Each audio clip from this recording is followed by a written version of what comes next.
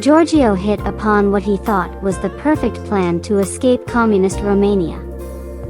He saw lucky people boarding trains in Romania's capital, Bucharest, for the journey from the closed country to the French capital, Paris.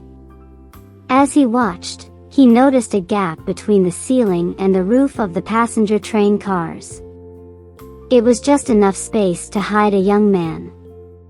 He couldn't board the train without a ticket, but each Paris-bound train stopped for a few minutes after pulling away from the train station.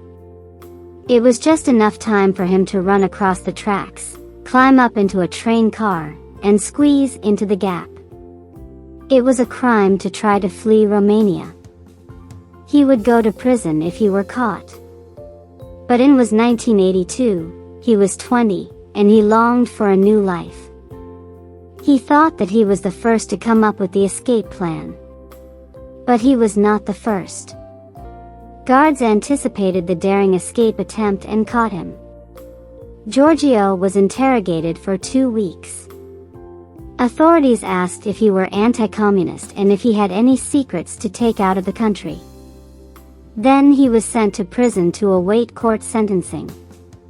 Georgio was an atheist and didn't believe in God. Even though he had rejected the government's ideology, the government had convinced him that it was better to be an atheist than a Christian. He believed that only stupid people believed in God. In prison, Georgio met a Seventh-day Adventist for the first time. The young man was about the same age. He had been conscripted into the army and imprisoned for refusing to work on the Sabbath. Georgio noticed that he behaved differently from the other prisoners. His face was different. He seemed like a good person. The two began to talk. To Georgio's surprise, he was not stupid even though he believed in God. The Adventist prisoner told him about the Bible, which was banned in Romania. Georgio was curious to know more and resolved to find a Bible after he was released. Hours after making this resolution, Georgio was taken to court to be sentenced for his escape attempt. He knew he faced a harsh sentence aimed at discouraging others from making a similar attempt. He had already been in prison for 2 months. But the judge made an unusual decision. "You will be freed immediately," she said. The state prosecutor protested. "But he committed a crime against the state," he said. The judge didn't budge. Turning to the police officer who had brought Georgio to court, she asked, "When can you free him?" "He will be free tomorrow," the officer said. As Georgio was being escorted back to prison, the police officer said with awe, "Surely you know someone in high places." Georgio almost said he didn't know anyone important. Then he realized that someone in heaven could be helping him. Georgio was not freed the next day. Nor the next. On the 6th day, his Adventist friend asked, "Are you sure that the judge really said you would be freed immediately?" At that moment, Georgio remembered his resolution to study the Bible upon his release.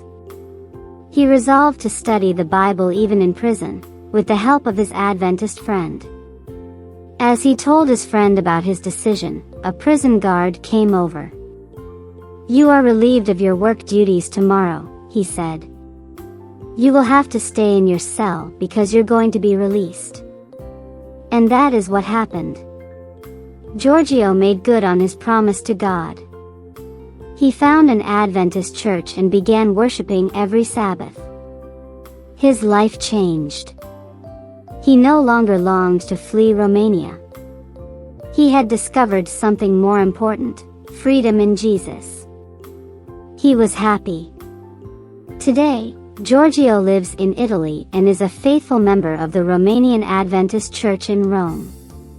He and his wife have 3 adult children and 8 grandchildren.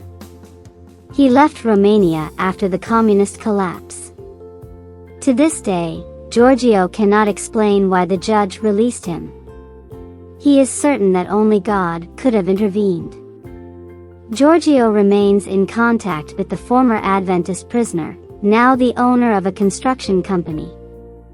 For refusing to renounce the Sabbath, the Adventist had faced a 2-year prison sentence. But he was freed under a presidential amnesty 2 months after Georgio. He had been imprisoned for only a year. Georgio is a lean 60-year-old man with white hair and a kind smile. Nothing about his face gives a hint about his remarkable experience with God. To know his story, he has to be asked. That's the reason Georgio likes to ask people to share their personal testimonies. Because of this experience, I like to invite people to our home to hear their stories, he says. You don't know what is behind people's faces.